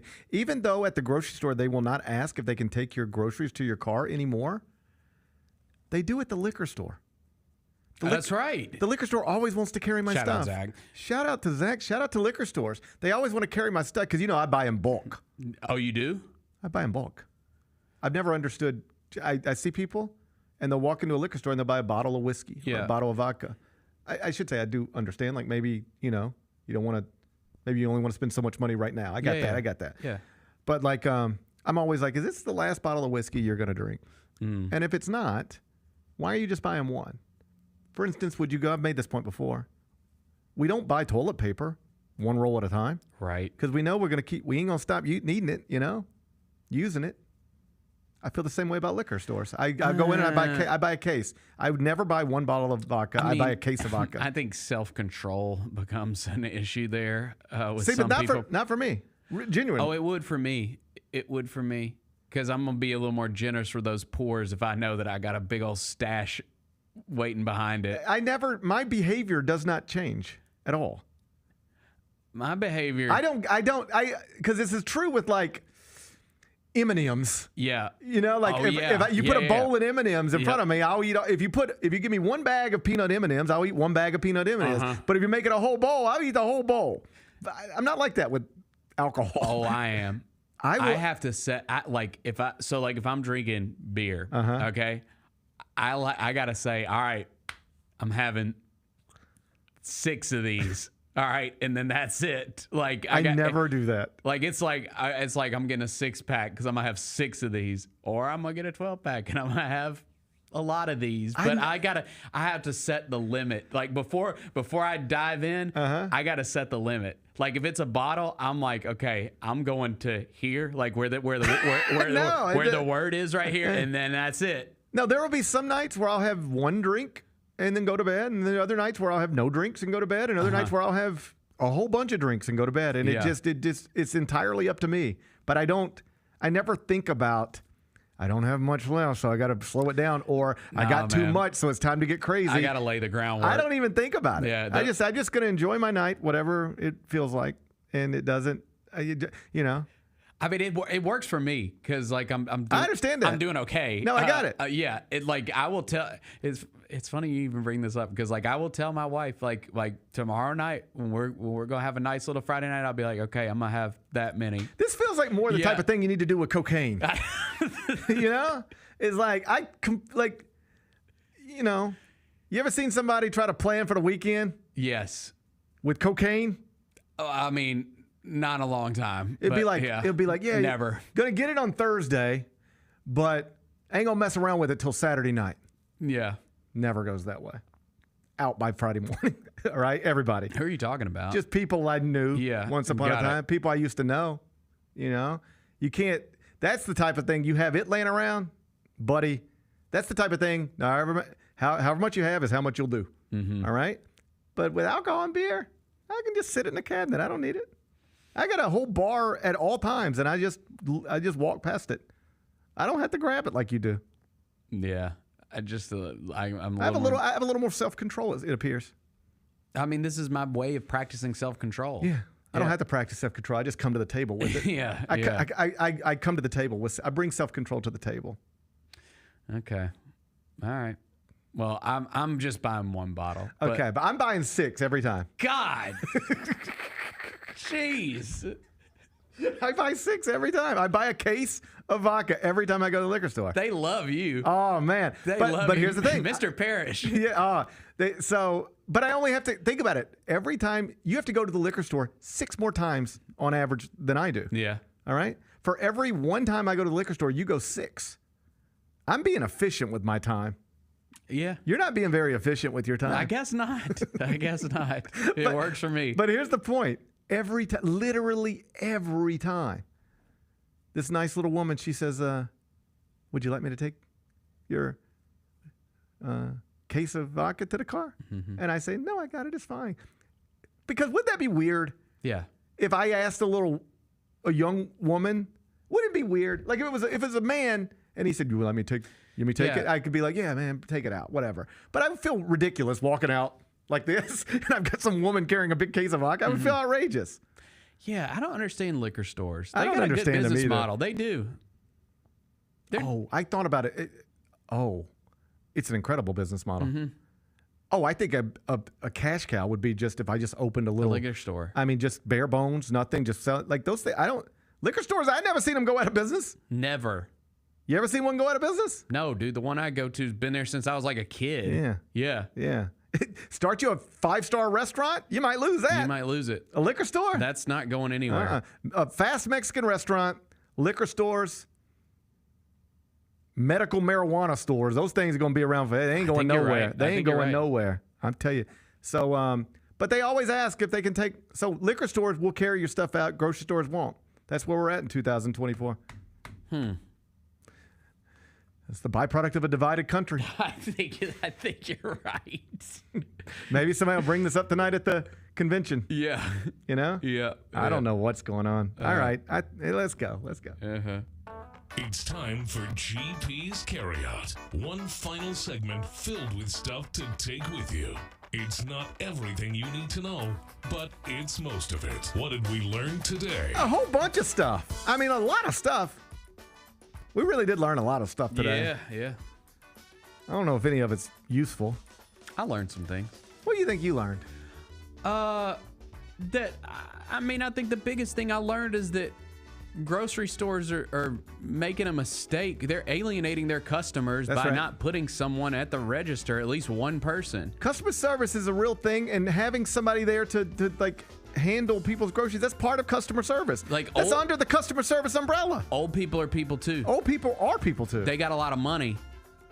They're probably spending the most money at your stores. How much? And you're alienating You ready them. for this? Yeah. Ohio Kroger. Think about this, because this is what if I own the Ohio Kroger, this is what I'd be saying. How much does it cost us a night to have a cashier, at least just one cashier? How much is that costing us a night? An 8-hour shift. How much is that costing us? Bennett, you tell me how much it's costing. I don't know. 8-hour shift. What do you think a cashier makes at Kroger?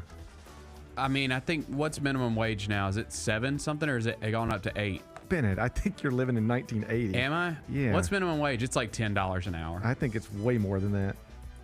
But at a grocery store? What? It's probably like $10. Oh, it's only $7.25 an hour? I was gonna say. I bet it's not. I had no idea. I don't like that. I don't like that. I don't like that at all. How are you supposed to even afford to go to Kroger if you're making $7.25 an hour? I don't like that. I don't like that, Bennett. This is not the country I thought I was living in. Okay, so let's do this. Times 8. So very cheap. You could have somebody there for minimum wage for $58 for an 8-hour shift. $58 is all. And we've already acknowledged you ain't getting it out of that thing for less than $200 probably, unless you're me. Here we have a woman who quite literally loaded up a basket with $200 worth of stuff and then refused to purchase it because there wasn't a cashier there. And we just established you could have a cashier there for roughly $60. Right. That's not good business. If I was the owner of an Ohio Kroger, this is the type of thing I'd be saying. We're going to have one cashier there at all times because it costs nothing relative to what we might lose and relative to just the frustration that it puts upon our customers. This is an easy problem to solve. I think they should solve it. I think so too. Vanilla Ice would. What's today's biggest game? Summer Grizzlies back in action again today. They done got us over in a little bitty pavilion Are we back again. to the Cox? We're back to the Cox Pavilion. It's the Grizzlies and the Pelicans. 5 o'clock. 4:30 pre-game, Grind City Media app. I'll be back in studio tonight. I'll be there with you. All right. Hey, we getting pizza again?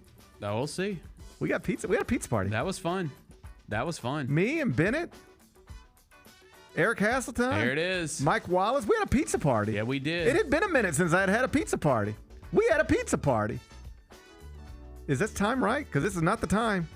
This is not the time that I'm looking at. Oh, this isn't the time. I'm like, wait, hold up. Hey, buddy, we got to get this straight because I won't know when to be where I need to be. I thought we were 5:30. I thought or 4:30. I thought we were a 4:30 pregame, 5 o'clock tip. That's what I thought. I think we might have moved some stuff around. Bennett, hang on. Bennett, tell me where I need to be and what time. Okay, it is 5. Okay, Robbie's right. It's 5. Okay, it's fine. Hey. You scared me, Robbie. It's just a graphic issue. You scared me. Graphic issues pop up from time to time. We've all seen them. You ever seen the Wally Zerbiak one? I've ever showed you this one. There's a Oh yeah, I've seen it. I've seen it. You can just Google it. It was clearly like a, just like lower third, like you see on the screen right now. It says, "What is today's biggest game?" Like it would say Wally Zerbiak there, and be a picture of Wally Zerbiak, right? And it was CBS Sports Network a million years ago. I think it was College Sports Television at that. Yep. It says random dude. They had just put filler there. Just Google Wally Zerbiak and random dude, and that's what it says. Yeah. So it's just a graphic issue. We have those sometimes. 5 o'clock tip, 4:30 pregame. We might have another pizza party, Bennett. Yeah, I don't like this because I know the line. It's the 3-0 Grizzlies against the 0-3 Pelicans. Pelicans can't beat nobody. They stink. Yeah. Grizzlies are 9.5-point favorites. Totals 180. Like you don't like that big number. That. Hey, Bennett, I want to tell you what your record is. Yes. Because you're on a little bit of a run. Your record's now 132, 134, and 4. Yep. Is that good? No, it's awful. 2 games below 500. But it's so much better than where you were. You're now negative 16.6 units. You're moving the right direction. Yeah. Okay. So here's the problem. The Grizzlies are on the second night of a back-to-back, and we don't know who's going to play tonight. I'm on record. If Zach Edey does not play tonight, I promise you I will come here tomorrow and tell you that it's goofy. Yeah. Now, if Zach Edey plays, we're beating that ass. I mean, come on. They suck. They're not good. You got to tell me nothing. Man, you know what I said before we started this summer league journey? I'm just gonna pick, because you never know how it's gonna go. You never know who's gonna play or anything in summer league, and so I was like, I'm just gonna pick the Grizzlies every time, and it's worked out. It's working me. well. 9.5. I'm just gonna pick the Grizzlies again. I'm just gonna pick the Grizzlies again. Got to. Yeah. I'm gonna assume Zach Edey's playing, and when he does, this line will probably jump from 9.5 to like 20, 32. Yeah. Either 20 or 32. So you're getting good value, I think, locking it in right now at 11:34 a.m. If I can get Scotty Pippen and Gigi and Trey, I feel good about the 9.5. I don't feel bad about it. Give me those guys, and I'm in. We're laying it. 9.5. Yeah. Summer Grizz improved to 4-0. 4:30 pregame. Grind City Media app. I'll be in studio. 5 o'clock tip. We're going to have a pizza party. What are we watching on TV? What's going on? Well, the former president. Oh, is he speaking tonight? And at least based on current polling, likely future president. Yep. Is speaking tonight at the Republican National Convention for the first time since he almost got shot in the... I know. He almost got killed. Yeah. He did get shot in the head. I mean, I should say, like we talked about this throughout the week. Allegedly, because that's what everybody there's a thing. It's I know. But no official person has stood up and disputed that his ear actually got grazed. Nobody has stood up and said that of any sort of official capacity. I think nobody owes me anything. I think it would be smart to put out some kind of official statement about what happened. We'll get there, like I guess. But here's my point. Even like Democratic leaders, even like Kamala Harris is not standing up and saying, we still don't know if he actually got hit by the bullet. Like no real person is actually saying that. Correct. But the chat will say that. Yes. And people all over social media will say that. That's what I'm saying. Do yourself a favor and just put out a statement saying what happened. Yeah, I don't know. I'm just not going to get caught up in I get it. In the argument about a man died, 2 other civilians got hit. Yeah, man. And what is undeniably clear, regardless of what the bullet did or did not do, is that somebody was trying to blow his head off. Yes. And have you seen the new stuff like on social media where they're showing exactly the path of the bullet relative to his head? Oh, I'm fascinated with it, man. Like we've said this. It's a wild thing to look at. Like I think, dude, we've sat in this studio and talked about JFK 5 million times. Like I've looked at everything. I've read everything, looked at everything. It's just a weird thing to digest because on Saturday night it's like, man, somebody took a shot at the former president, but it barely got him. If it got him at all, that was still trying to be figured out. And he's fine. So like, well, it's still crazy, but like, it is a miracle that this didn't blow his head off. No doubt. It was a good shot. It wasn't like, you had a 20-year-old didn't know what he was doing, and we're learning more every day. The shot was going to blow his head off. Yeah. What in the world? And so tonight he's speaking, and regardless of how you feel about him or the party or this election or whatever, at this moment, it does appear he's going to be the next president of the United States. And he's speaking tonight. He's speaking tonight in prime time. Everybody's going to have a piece of paper on their ear. That is a wild... I couldn't believe that, man. I see these images from the Republican National Convention, and everybody's got pieces of paper on their ears. I'm just like, y'all, come on. I mean, he had him wearing. He's been having them wear stupid ass red hats for years. That's true. I guess once you can trick people into wearing goofy ass red hats all the time, I guess getting them to put paper on their ear isn't that big of a challenge. They'll do anything he says to, right? Yeah. I mean, I don't think he asked for that. In fairness. That is a wild thing to just put on the side of your head. Like what? Yeah. Okay, so here's the question. Yeah, go ahead. Let's talk about it. Yep. Legitimate bandage, because yo, his ear just got blown off. Or they're covering that thing up because they don't want you to see how not destroyed it is. Oh, right. Right. I believe the doctor, in all seriousness, has said that, his part of his ear was blown off. I believe the doctor did say something like that. I saw a video of him arriving at the hospital, and you can't see him really, but like it was just a wild scene seeing that. But that is a weird ass bandage. I ain't never seen a bandage like that. I never seen one of those. No, that was a I never strange seen one of bandage. those. But it is a constant reminder that something bad happened to him the other day, and perhaps that's. If you're running that campaign, it's something you do not want anybody to forget, right? Right. I don't know. It's not up to me. Anyway. Wow, man. Former president will be speaking tonight. I'll be watching. I'll watch it. I'll watch it. I'll watch it. They say, and I don't ever know what to make of this or if you should make anything of it, but they say going through something like that, such a traumatic experience, I mean, that's got to be a wild thing. Like somebody not only was trying to kill me, because I imagine if you're Donald Trump, you're very aware, just like if you're Barack Obama, you're very aware. Somebody's always thinking about wanting to kill you. Yes. But like actually having somebody try to do it, and if not by some miracle, like you just randomly turned your head in a way that quite literally was the difference between the bullet going here or there. I imagine that would mess with you. Yeah. And they say sometimes when you go through something like this, it can change a person. Yeah. You think we're going to see a changed person? No. Yeah. No, I don't think that. Did you see the video from last night that's going around of Nikki Haley spoke and she says something like, President Trump asked me to be here, and they shot the camera on him in the crowd, and he looks to the person next to him and goes, "She wanted to be here." She has to be here. I tell you, it's so funny. It is. I am always aware that it's much easier to say what you would and would not do if you're not the person in that situation. Mm-hmm. I would like to think if somebody has badmouthed me as much as Donald Trump has badmouthed Nikki Haley or Marco Rubio or Ron DeSantis, there is just no scenario where I would get up there and talk about this man positively. It is crazy. I just would not do it. I swear to God, I think with maybe I'd be just a sucker just like the rest of these idiots. Yeah. I would like to think I would say, you know what? If you win the election, I guess that's better for me because it's better for my party. But like, I'm done with you, man. Like, I'm not dealing with this. I'm not going to get up there and stand up there and I'm not going to badmouth you, but I'm just going to say nothing.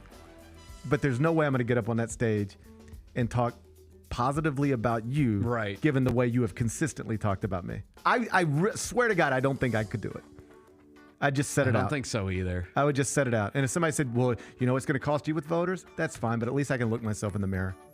I want to be able to look myself in the mirror. The way that guy has talked about these people, and then they just go up on stage and be like, he's the best. Yeah, I know. It is. I don't think I could do it. I don't think I could either, I'm not good at faking it like that. Yeah. Like, I am very good at ignoring you if I don't like you. I don't have to talk about you or talk bad to you. I can just not think about you at all and not deal with you at all. Mm-hmm. I cannot fake it like that. Right. I am not good at the faking stuff. I wouldn't be able to do it. But they've been doing it all week. Yeah. And he'll talk tonight, and we'll turn it on, and we'll see what happens. What's on tap for tomorrow? Oh, Bennett, we're just not going to read. I guess we're not reading. Oh, my bad, What's folks. What's the best thing we've read? I guess Bennett doesn't want to read anymore. What are we reading? I guess Bennett doesn't want to read anymore. I'm reading. I'm reading a lot now. Oh. I'm back. I left the game for a while, but now I'm back. You're back in the reading game. I'm reading quite a bit. How about that? Yeah. Look at you. Yeah. Starting to read again. Yeah. Congratulations. I've been reading nonstop. I never stopped. I know. You never stopped. I've been reading I've been reading the whole time. Yep. Mostly about grocery stores. Yeah. I wrote about Cooper Flagg. I read it. Could I introduce a column about Cooper Flagg? I saw your Cooper Flagg column. There's a lot of people saying, my God, this guy's going to be the best thing we've ever seen. He could be a Wooden Award winner as a freshman. I think what people, and this is sort of what I highlight in the column, fail to realize is that it almost never happens where a freshman is actually the best player in college basketball. I know you read it, so you might know. Only 3 times ever. Only 3 times ever has a freshman won the National Player of the Year award. The first time, Kevin Durant. Yep.